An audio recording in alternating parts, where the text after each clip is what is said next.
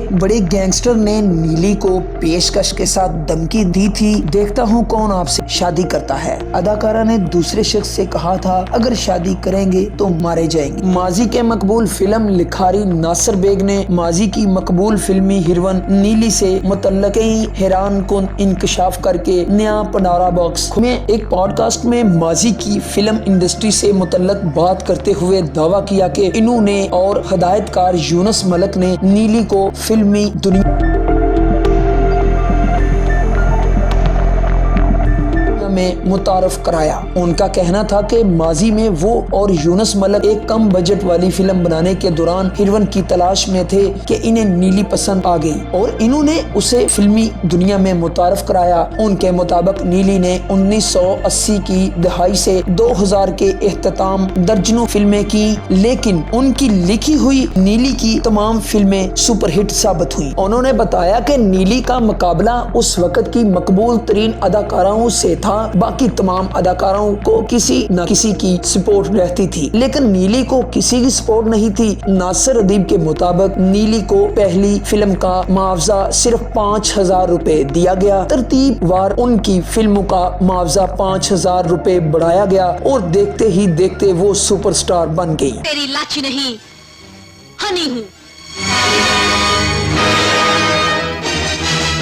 और मेरे तेरे कत्ल की कीमत तेरी कब्र पे मिट्टी डालने के बाद काली से वसूल कर। उन्होंने नीली की शख्सियत, अदाकारी और खूबसूरती की तारीफें करते हुए कहा कि उनमें किसी किस्म का गरूर भी नहीं था और वो अपने काम से काम रखती थी। फिल्म साज ने बताया कि 1988 में नीली को जावेद शेख ने अपनी प्रोड्यूस करदा फिल्म मुश्किल में कास्ट किया, तब ही उनके दरमियान आहिस्ता आहिस्ता कुर्बतें बढ़ने लगी। उनके मुताबिक इसी अरसे के दौरान जावेद शेख की सलमा आगा से तलाक हुई थी, जिसके बाद नीली और उनके दरमियान कुर्बतें बढ़ी, लेकिन जावेद शेख की उनसे मोहब्बत सच्ची नहीं थी। नासिर अदीब का कहना था कि नीली उनसे शादी करना चाहती थी, लेकिन जावेद शेख का नजरिया ये होता था कि अगर दूध बाजार से मिल रहा है तो भैंस पालने की क्या जरूरत है। इन्होंने बताया कि बाद में नीली को जावेद शेख की दूसरी हरकतों की भी खबर मिली तो उन्होंने उनसे ताल्लुक खत्म कर लिया और दोनों का ब्रेकअप हो गया। फिल्म साज के मुताबिक जावेद शेख ने ताल्लुक खत्म होने के बाद नीली से तल्लुकात इस्तवार करने के लिए तमाम फिल्म हदायतकार, प्रोड्यूसर्स व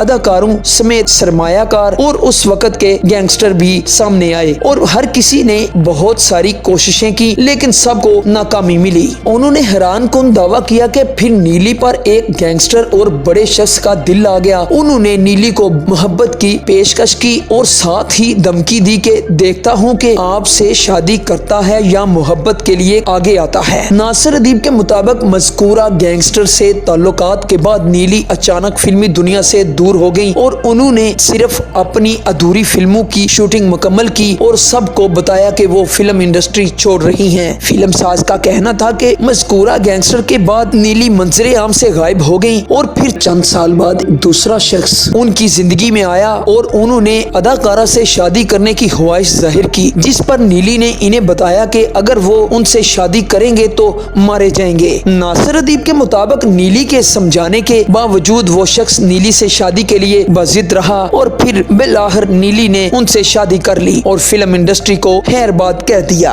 उन्होंने बताया कि नीली ने 2004 में ही फिल्म इंडस्ट्री को छोड़ दिया था। उनकी उनसे आखिरी मुलाकात लाहौर में हुई थी। उसके बाद किसी को मालूम नहीं कि नीली कहाँ चली गई। नासिर अदीब ने बताया कि नीली ने फिल्म इंडस्ट्री छोड़ने के बाद 2006 में मुल्क भी छोड़ दिया था। अब किसी को मालूम नहीं कि वो कहाँ हैं। कोई कहता है कि वो दुबई में हैं, कोई कतर और दूसरे मुमालिक का कहता है, लेकिन मुकम्मल मालूमात किसी के पास नहीं। उनके मुताबिक जहाँ तक उन्हें मालूमात मिली थी, नीली के 2 बच्चे हैं और वो अपने घरेलू व अज़दवाजी जिंदगी में बहुत खुश हैं। उनका फिल्म इंडस्ट्री में वापसी का कोई इरादा नहीं। HDN खारियां।